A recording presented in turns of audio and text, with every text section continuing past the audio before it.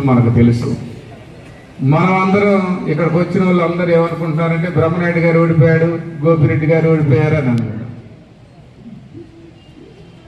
జగన్మోహన్ రెడ్డి గారు ఓడిపోయారు.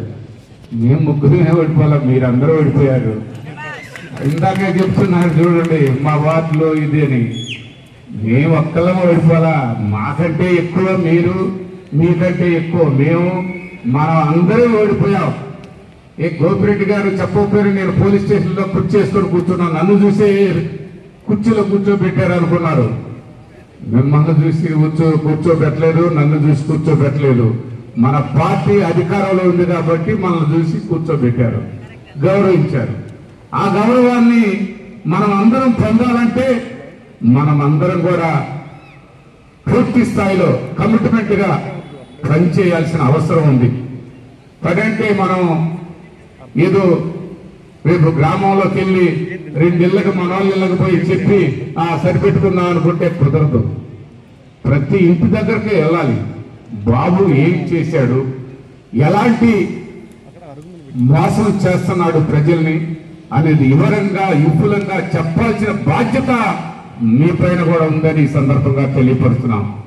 మేము గడప గడప తిరిగేటప్పుడు 5 సంవత్సరాలు తర్వాత గడప గడప తిరిగితే బ్రహ్మాండంగా ప్రజలు ఎక్కడ కూడా మమ్మల్ని ఏమిటని క్వశ్చన్ చేసినటువంటి వాళ్ళు లేరు.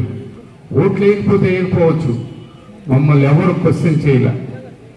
ఈరోజు తెలుగుదేశం పార్టీ వాళ్ళు ఎవరింటి దగ్గరికి వెళ్ళినా మీ బతుకులు పోడుగాను, మీరు ఇంత నికృష్టపు పనులు చేస్తారా, ఇంత మోసం చేస్తారా, ఇంత దరిద్రంగా తయారవుతారా అని మేము అనుకోలేదు మిమ్మల్ని అని డైరెక్ట్ గా తెలుగుదేశం పార్టీ కార్యకర్తలు నాయకులే మాట్లాడుతున్నారు.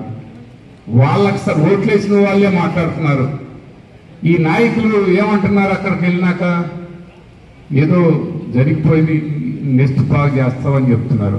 ఆ నెక్స్ట్ అంటే ఎప్పుడు, వచ్చే సంవత్సరం బాగా చేస్తాం, ఈ సంవత్సరం పోయిందని. అట్లా అవన్నీ చేస్తున్నాయి, జరుగుతున్నాయి. మీరు కూడా గ్రామంలోకి వెళ్ళి మరి వాళ్ళు అలా చేస్తున్నారు కదా, ఇలా మోసం చేస్తున్నారు కదా, ఇలా మళ్ళా మీ ఇళ్ళ దగ్గరకు వచ్చి మీకు మాయ మాటలు, అబద్ధపు మాటలు ఇవన్నీ చెప్తున్నారని మనం పోయి వివరంగా చెప్పాల్సిన, మీకు రావాల్సిన, ఇందాక మన సోదరుడు చెప్పాడు ఎంతెంత నష్టపోతున్నాం, అవన్నీ కూడా చెప్పాల్సిన అవసరం ఉంది. ఇవన్నీ గుర్తుపెట్టుకొని ప్రతి గడప దగ్గరకు వెళ్లాల్సిన బాధ్యత మన వైఎస్ఆర్ కాంగ్రెస్ పార్టీ గ్రామ కన్వీనర్ దగ్గర నుంచి, గ్రామ కమిటీ దగ్గర నుంచి, మన కార్యకర్తల దగ్గర నుంచి అందరూ. ఒక ఆయనకి పదవి ఉండొచ్చు, అంతకంటే పెద్ద పదవి రేపు పొద్దున ఈయనకు రావచ్చు. పదవులు అనేవి అవే వస్తే మనం పనిచేస్తూ ఉంటే అందరం కలిసి పనిచేయాల్సిన అవసరం ఉందని మీ అందరికీ సందర్భంగా తెలియపరుచుకుంటూ, మేము కూడా మీకు ఇంకొక మాట చెప్తాను. అంటే కష్టం అనేది దానికంటే కూడా మనం ఎక్కడ ఇబ్బంది పడుతున్నామంటే మనం విషయాన్ని వివరంగా తెలియపరచలేకపోతున్నాం. వాళ్ళు నిన్న చూస్తే నెల్లూరులో ఆయన ఏదో పొరపాటుగా ఒక మాట తప్పు అన్నాడు అని అంటున్నారు. కాదనం, తప్పుని తప్పనే అంటాం. కానీ అందరూ వెళ్ళి ఇంటి మీదకి వెళ్ళి అక్కడున్న ఆడవాళ్లతో సహా అక్కడున్న ఫర్నిచరు, ఇల్లు అంతా ధ్వంసం చేసి మరి అక్కడ వాళ్ళు చేసిన దాన్ని వాళ్ళు అంత అరాచకం చేశారే, అది మనోళ్ళు చెప్పగలుగుతున్నారా?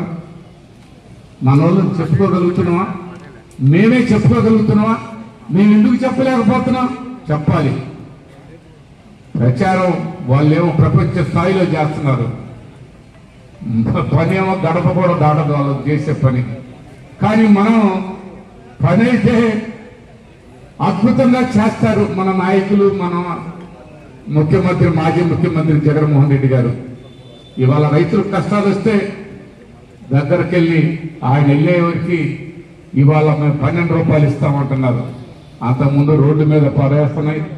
అంతకు ముందు మరి ఆ 12 రూపాయలు ఇస్తామని ఎందుకు చెప్పలేకపోయారు? అది కూడా అర్థం చేసుకోవాల్సిన అవసరం ఉంది. మనం ప్రచారం చేస్తాం, మన లోపమే మన ప్రచారం. వాళ్ళు ఇవాళ తెలుగుదేశం పార్టీ వాళ్ళందరూ పేపర్ ముందుకు వచ్చి మీడియా ముందుకు వచ్చి ఆయన నల్లపురెడ్డి గారు అట్ట చేశారు ఇట్ట చేశారు అని ఆయన ఒక మాట అనడం లేదు. వీళ్ళు ప్రచారం మటుకి వీళ్ళు ఎక్కువ మాట్లాడుతున్నారు. కానీ వాళ్ళ ఇంటి విషయంలో ఆ విధంగా వాళ్ళ ఆడవాళ్ళు అందరు పిల్లలు అందరినీ అలా చేస్తే వాళ్ళ విషయం మటుకి కనీసం కేసు కూడా తీసుకున్న పరిస్థితి లేదు. మనం అందరం కూడా ధైర్యంగా ముందుకు వెళ్లాల్సిన అవసరం ఉందని మీ అందరికీ ఈ సందర్భంగా తెలియపరచుకుంటూ, కేసులు అనేవి నిన్న మమ్మల్ని కూడా పెట్టారు, మా మీద కూడా కేసు పెట్టారు, అడగకపోయాం. అవసరమైతే 4 రోజులు ఉంటామా? ఏమైంది? మీరు కూడా భయపడాల్సిన అవసరం ఉంది. 4 రోజులు ఉందాం, అక్కడ ఏంది మనకి పోయేది ఏంటి? వాళ్ళు ఎంతవరకు ఇబ్బంది పడతారో అంతవరకు మనం కూడా లాస్ట్ వరకు కూడా మనం కూడా వాటిని కూడా పూర్తి స్థాయిలో అన్యాయంగా కేసులు పెడితే మనం బాధపడాల్సిన అవసరం లేదు. ఎందుకంటే తప్పు చేస్తే బాధపడాలి. మనం తప్పు చేయట్లా, తప్పు చేయకుండా కేసులు బనాయిస్తున్నారు. వాటన్నిటిని కూడా మీరు ధైర్యంగా